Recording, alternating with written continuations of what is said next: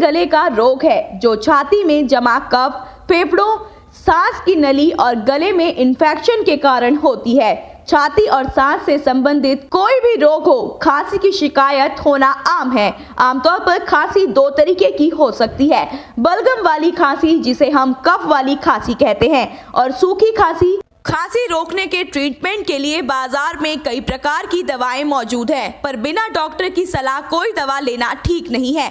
बच्चों की खांसी हो या बड़ों की पुरानी खांसी हो, आयुर्वेदिक नुस्खे से खांसी का उपचार घर पर बिना मेडिसिन के किया जा सकता है। और आज हम जानेंगे घरेलू उपाय और देसी नुस्खे अपनाकर सूखी और कफ वाली खांसी दूर करने के उपाय। अदरक का एक छोटा सा टुकड़ा चूसने से कुछ देर में ही खांसी बंद हो जाएगी।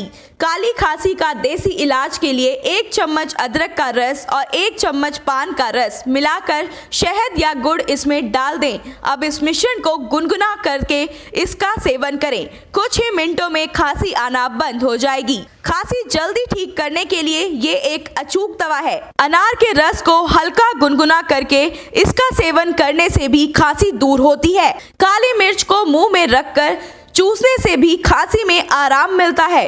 खांसी दूर करने के लिए शहद दवा से भी ज्यादा असरदार है। बच्चों और बड़ों दोनों के लिए ये उपाय फायदेमंद है। दिन में 3 बार 1 चम्मच शहद सेवन करने से खांसी ठीक होती है। रात को सोते समय खांसी आती हो तो सोने से पहले 1 चम्मच शहद का सेवन कर लें तो खांसी ठीक हो जाएगी। लगातार और नए नुस्खों के लिए बने रहिए हमारे साथ हेल्थ केयर में।